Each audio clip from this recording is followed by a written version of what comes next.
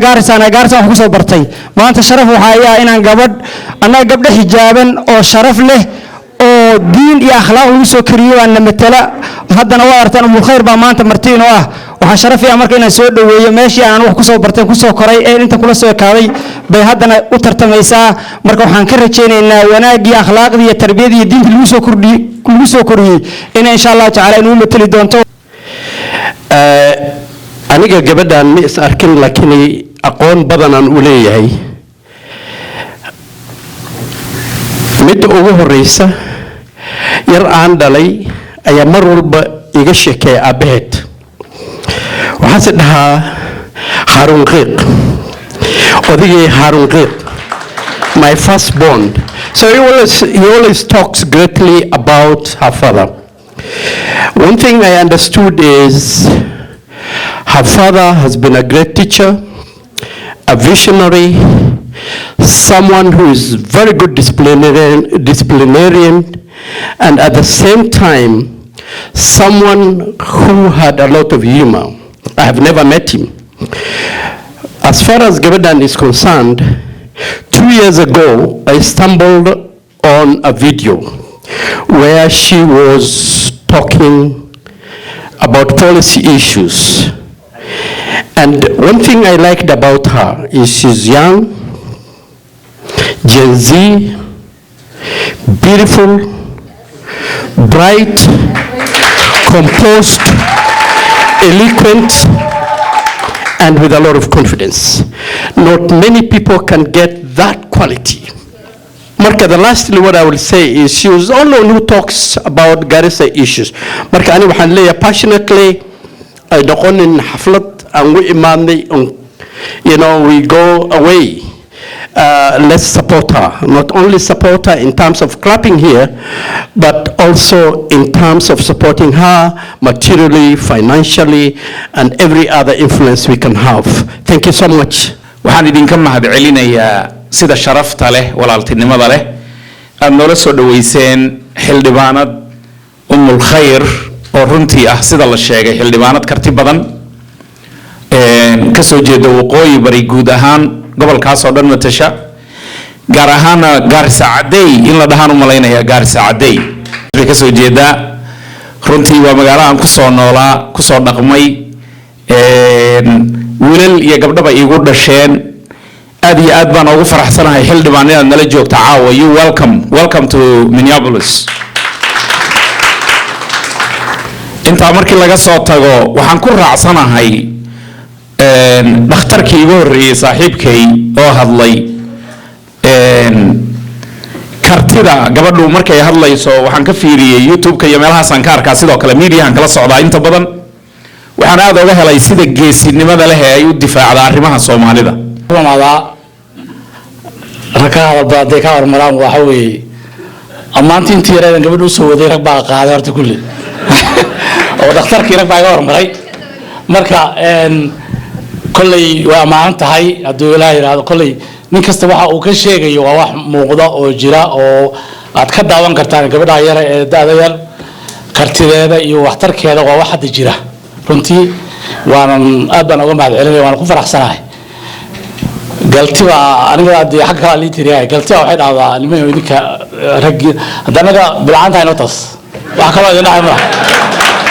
ama hadal badan ma qabo runtii waa laga wada dharagsan yahay taariikhda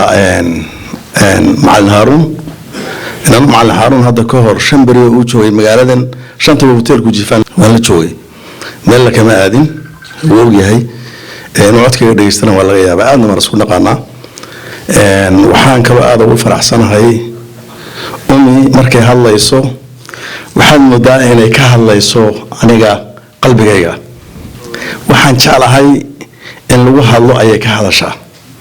oo ah waxa qabadka bulshada saadarteed baan u maanta inaan arko wajigeeda wali laba kulmin laakiin ayada iyo dhammaan inta codkayga dhageysanaysa siyaasiyiinta Kenya ee Soomaalida waxaan dhihi lahaa dadka qurba joogta xushmeeya oo la hadla markayna soo wacaan ra'yigooda dhagaysta soo dhaweeya sida idiin soo dhaweynayaan. markuu horeysa waxaan jeclahay inaan u yeero cabdi cabdille oo ah nin ka shaqeeya bahda waxbarashada muddana ku soo jiray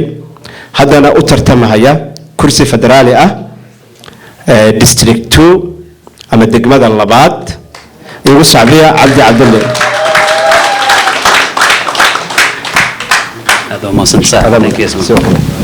السلام عليكم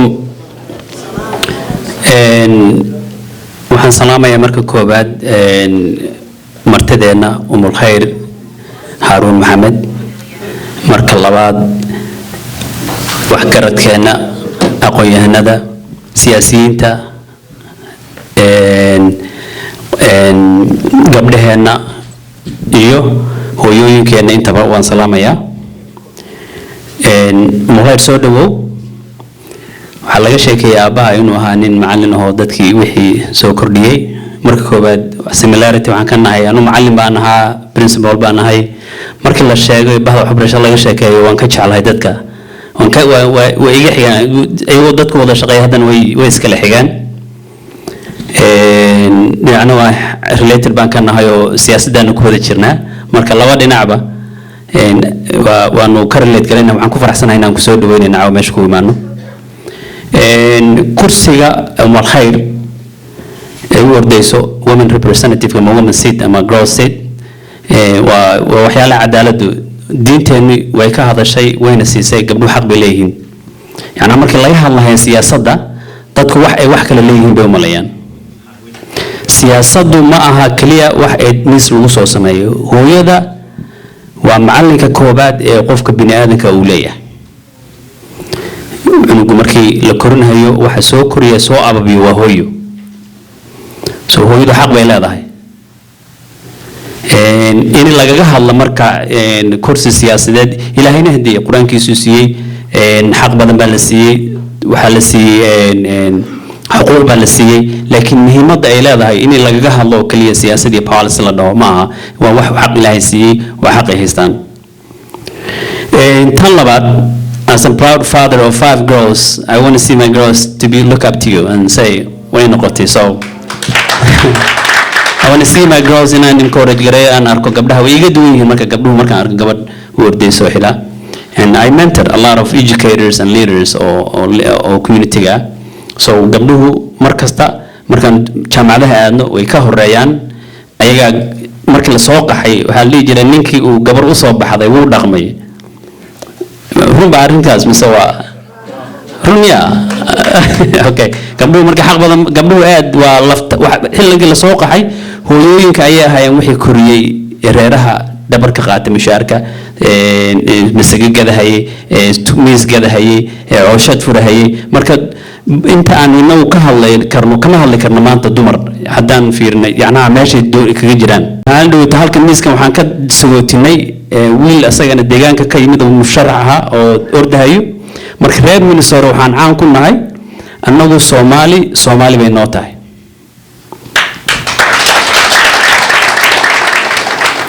Soomaali bay noo tahay marka taa ama ko imo NFD ka imo ama waxaad ka imaataa Djibouti ama main Soomaaliya qofka Soomaaliga ah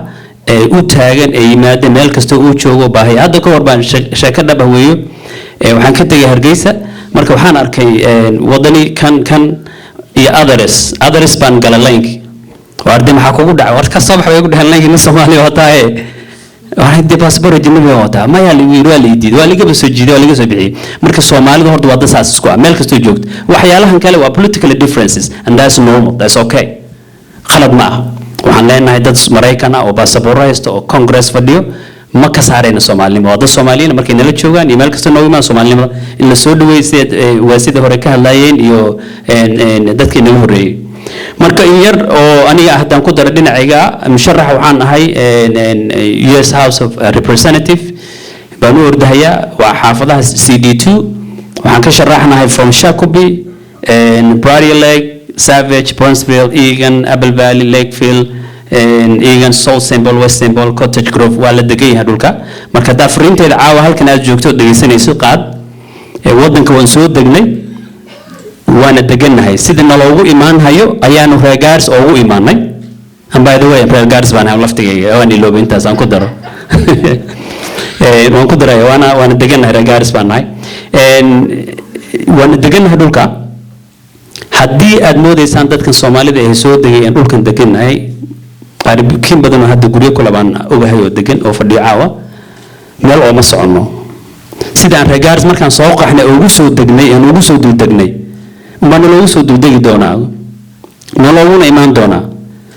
nalagama xigo Maraykan waxyaalaha adduunka kaga fiican yahay waxay tahay waa the only nation in the world that you can be the person that you want to be. It's an opportunity. Very important that watan wiilasheenii gabdhaheena ku dhashay lagama xigo kursiga madaxweynaha marka inaad qabka yeelataan Soomaalidu hees baa jiri jirtay la dhihi jiray Soomaali baan san ku neef waxaan arkaa Soomaali yar yar oo laga yaabo inay markay meelaha taagan yihiin gaban hayo war maalin baa lagu dhax tuuri laba jeer baa lagu dhax tuuri waa lagu cunsuriyay madaxaada hoos inaad u dhigto adoo qof Soomaali Ilaahay Soomaali ka dhigo Muslim ka dhigay waa aqoon darro I'm glad to say that we endorse you for this position as a Minnesotan, as a candidate of US representative. So do move forward, inshallah, and you will get this position.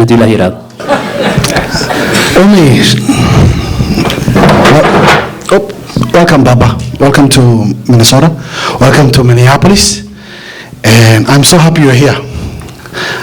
I'm happy you're here because you're here. One. I'm also happy you're here because there's a lot of people here I want in Ananto and they're here today. So your coming here is a blessing. It's a blessing for us in both politics and also the unity of where we come from and our community.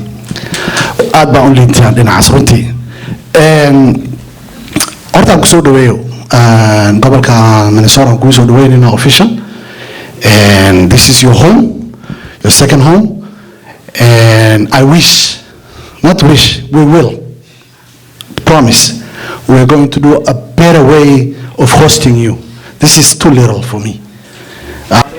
dhammaantiin waa idin salaamay marti sharafka ka soo qayb gashay soo dhaweynta walaasheen xildhibaanad Umul Khayr Haaruun oo aad ka wada dheragsan tihiin meesha ay ka soo jeedo iyo waxay u socoto iyo waxay u timid anigoo aan hadalka sii badinaynin waxaan leeyahay walaasheen soo dhawow marka koowaad iyo marka labaad anagoo ku jecel anoo ku hadlaya afka gabdhaha Soomaaliyeed ee reer Minnesota soo dhawow runtii mar dhaweyd baa la ii sheegay inaad magaalada joogto ma aanan ogeyn waa siduu sheegay Yuusuf Xaaji waad mudan tahay soo dhaweyn wanaagsan oo tan ka sharaf weyn oo ka qiimo badan oo ka ballaaran in lagu sameeyo waan lagu sameeyaa insha Allah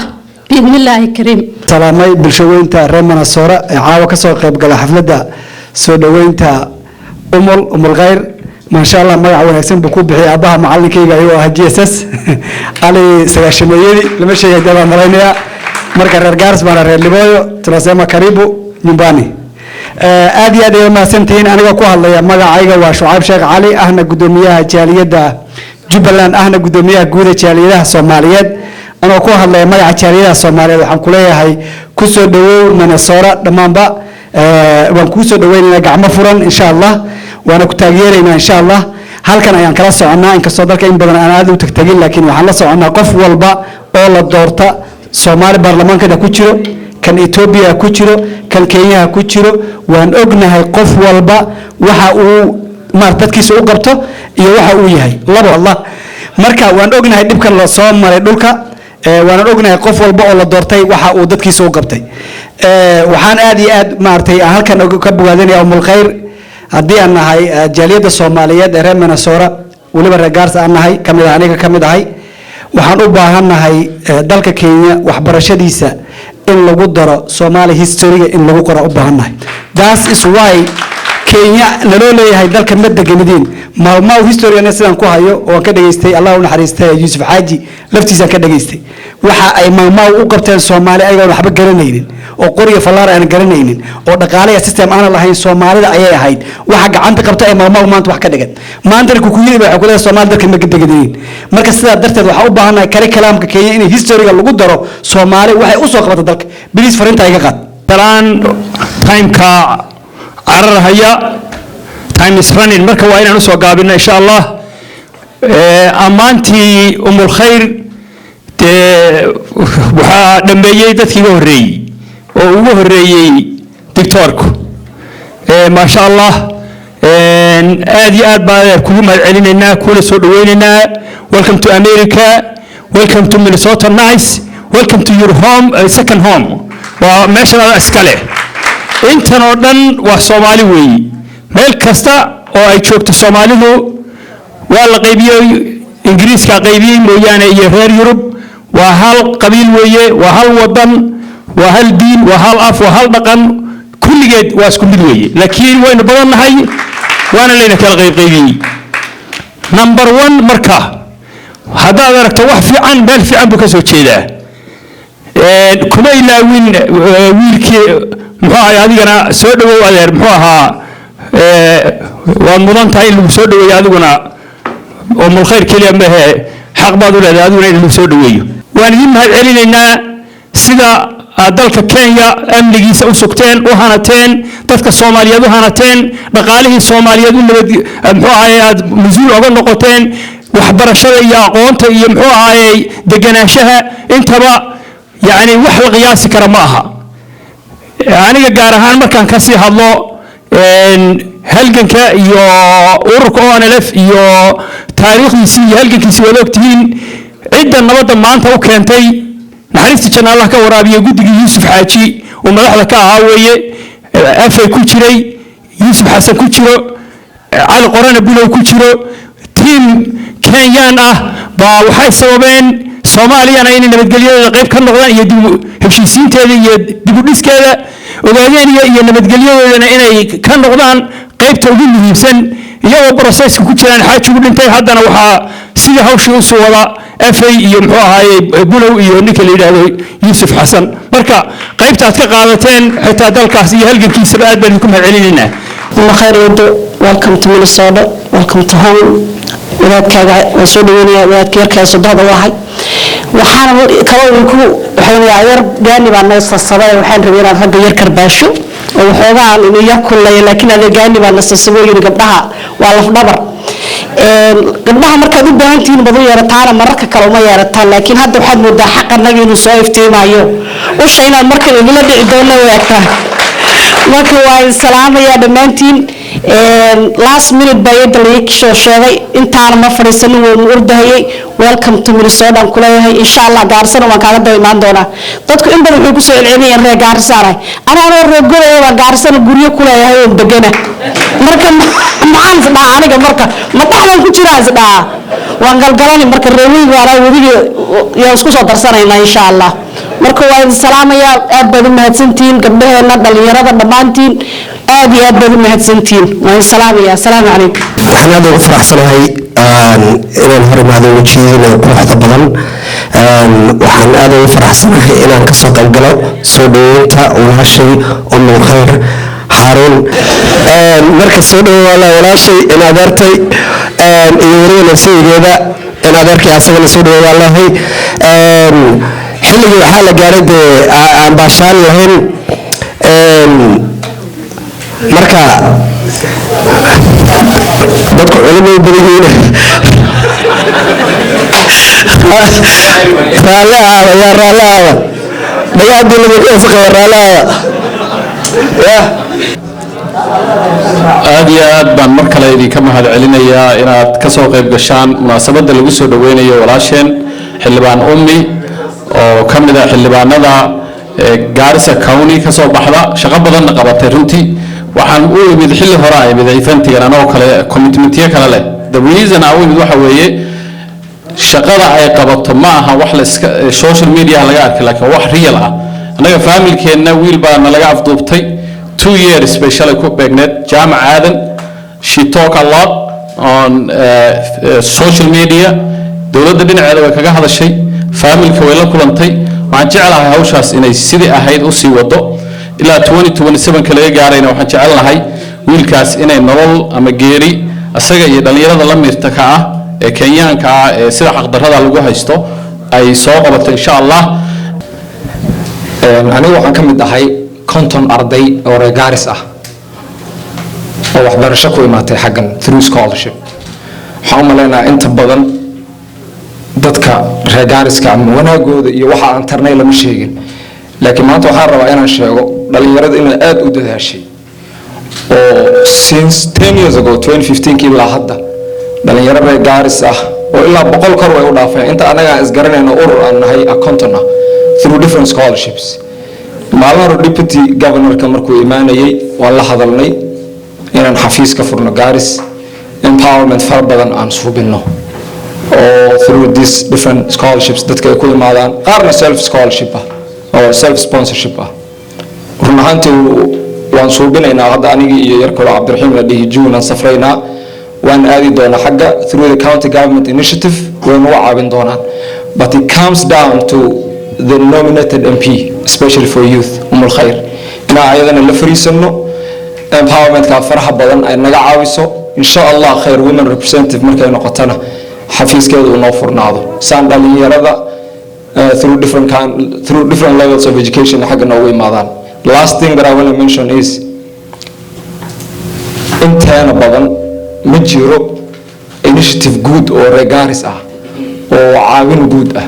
qof walba geeskiisa qurbaha markuu joogo gees buu rafaadaa. anigu intaan asxaab ahaa waxa laga yaabaa nin hadduu wax ku dhaco inaan ka warhaayo nin walba sidaa way, laakiin ma jirto wax guud iyo dan guud aan iskugu imaano group ma jiro waxba ma jiro. odayaasha hadday yihiin waxaa laga yaabaa sidii qabaa'ilka ah oo Soomaali lagu ogaa inay qaarankooda u aruuriyaan, laakiin dhalinyarada students-ka ah rafaadka ay xaggan ku mareen because they don't have any kind of work permit. markuu imaado scholarship most likely hadduu haysan waa inuu haasol gareeyo 24 iyo Karmeel uu ka shaqeeyo start change of visa inuu suubiyo oo statuskiisa uu bedelo guursado lacagta uu ku guursan lahaa uusan haysan inaan anaga isgarab qabanno. konton ardayda sidaas uu bisay half of them maanta waxa waaye citizens and the other half are green card holders and that is an achievement. insha Allah ta'ala waxaan ka baryaynaa Khair insha Allah inay nagu caawiso waana ogsoonahay inaan nagu caawin doonto. A very good opportunity. Myself aniga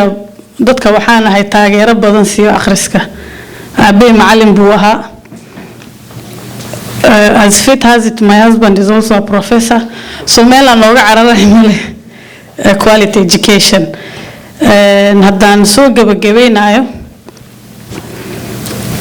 Kenya hadda madaxweyne baan leenahay ninkay dhahaan William Samoei Ruto. Kenyaanka marka u tagtid waxay ku dhanaydaa 1 term ama 2 term. meeshaan jiro anini ma sheegay bat wad iska garanaysi maadaama xisbiga ODM aan ka soo jeedo. but ma galay arrimaas because iniga waxba kama fahmaysiin. but hala yar baan ka taaban rabaa. Soomaaliya wadan ahaan hadda waxay dhahaan East African Community. waad ka waraysiin Soomaaliya markay Soomaaliya raadsanaysa East Africa Kenya garab weyn bay ka heleen. Kenya stood with Somalia. And that's why Manta at least representatives illa I think 9 representative by country alasiya ayagoo 9 hadda baarlamaanka East Africa fariisaneen. Kenya 9 bay leeyihiin, same with Uganda, every country. So sharaf weyn bay noo tahay maanta East Africa Community markii la dhaho inaan anagoo Soomaali oo Soomaaliya ka soo jeedno and representation ko haysano. And that tells you Kenya iyo Somalia meel dheer kala ma jiraan. haddii la dhaho resourceska Soomaaliya diplomatic relations ka aan leenahay maanta ambassador Somalia he can walk in and he will be welcomed because jiraan baan nahay waan isku baahannahay even in terms of security. Somalia dib soo gaaro Kenya wuu soo gaaray. There's no day annaga aan nabad ahaani karno as a country if Somalia ay unstable tahay. And because of that maadaama inta aad joogtiin annagana meel kasta aan ka soo jeedno investment keena markaad Kenya keentiin Soomaaliya keentiin arrimaha nabadna aan ka hadalno unity for the two countries is very important and inshallah waxaan jeclaan lahaa after this inaan Soomaaliya aado weligay ma tagin but I really want to go because maadaama hadda nafaaska aan haysto waan u doodaa anytime dib uu soo gaaro Soomaaliya dibkaani uu soo gaaray so I normally tell xildhibaanaan iskuula jiro markay dhaan iniga Kenyan original ma tihiin waxaana at least meel aan ku faanaa jirtaa maanta Kenya haddaan ka baxo walaal baan ku qabaa Djibouti Ethiopia Soomaaliya adaa inta ka baxdo hata DRC Congo wax ka garanay male so we are not the same you know and that's just one of the banters anaga aan isasiino back to madaxweynaheena Kenya hadda every time Kenyan diaspora uu tago Soomaalida uu aqoonsadaa reer Wajeer hadda inta joogaan for the first time in the history of the Kenya country Jamhuri Day waxaa lagu qabanhayaa Wajeer weligeed arrintaa ma dhicin jaajuuska Kenya uwen ama arrimaha intelligence-ka Soomaali baa iska leh in Soomaali waay haddii la dhaho anti corruption ninka oo arrimaha corruption-ka Kenya waa nin Soomaali ah